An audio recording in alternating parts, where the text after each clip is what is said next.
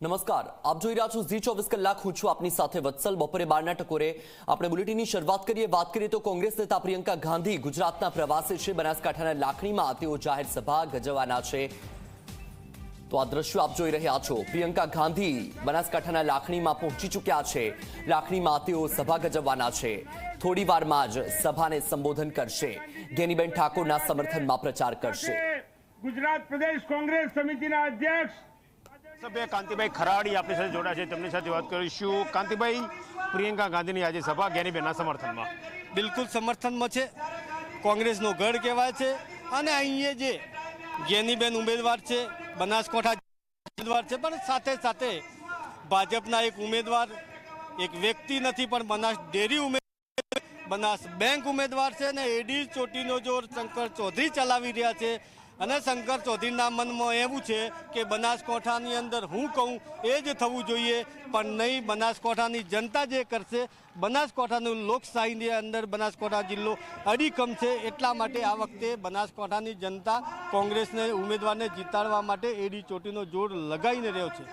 કાંતિભાઈ, લોકસભાની ચૂંટણી હોય, રાષ્ટ્રીય મુદ્દા પર લડાતી હોય, બનાસકાંઠાની ચૂંટણી વ્યક્તિગત થઈ ગઈ એવું લાગે છે, કેમ? અમે નથી કહેતા, ભાજપવાળા કહે છે.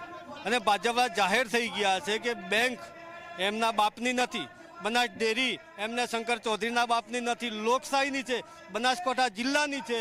તો એમને અંદર એન્ટ્રી થવાની શું જરૂર હતી? એટલા માટે અત્યારે બનાસ બેંક અને બનાસ ડેરી ચૂંટણી લડી રહી છે. એના સામે બનાસકાંઠાની જનતા ચૂંટણી લડી રહી છે. છેલ્લી ટર્મ જોઈએ તો 2 ટર્મમાં કોંગ્રેસને તાજી સફળતા મળી નથી લોકસભાની ચૂંટણીમાં. આ વખતે કઈ રીતે સફળતા મળશે? 100% મળશે. મેં હમણાં કીધું એ જ રીતે બનાસ બેંક અને બનાસ ડેરી એક વ્યક્તિની નથી, બનાસકાંઠા જિલ્લાના જેટલા મતદાતાઓ જનતાઓ છે એની છે. એટલા માટે આ વખતે બનાસકાંઠાની તમામે તમામ જનતા ગેનીબેન સાથે છે, કોંગ્રેસ સાથે છે. એના માટે કોંગ્રેસના ઉમેદવાર તરીકે ગેનીબેનને જીતાડવા માટે તૈયાર છે. 2 દીકરીઓ, એક બાજુ ગેનીબેન, એક બાજુ સામે પણ મહિલા ઉમેદવાર હોઈ શકે. બેનના સામે બેન ઉમેદવારી હોઈ શકે, બેનના સામે ભાઈ બી હોય છે, ભાઈના સામે બેન બી હોઈ શકે. એક લોકશાહીની ઉમેદવારી સીટ એ ટાઈપની છે, એટલે ઉમેદવારી હોઈ શકે. પણ ક્યાંક ને ક્યાંક બનાસકાંઠા જિલ્લામાં એક આસુ શાસન ચલાવતા હતા, એમાંથી અત્યારે છોડાવવા માટે જનતા અડીખમ છે.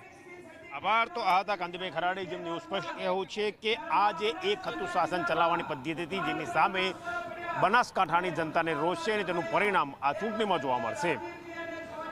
કેમેરા પર્સન શર્મા સાથે ગૌરવ પટેલ, ઝી મીડિયા, લાખણી.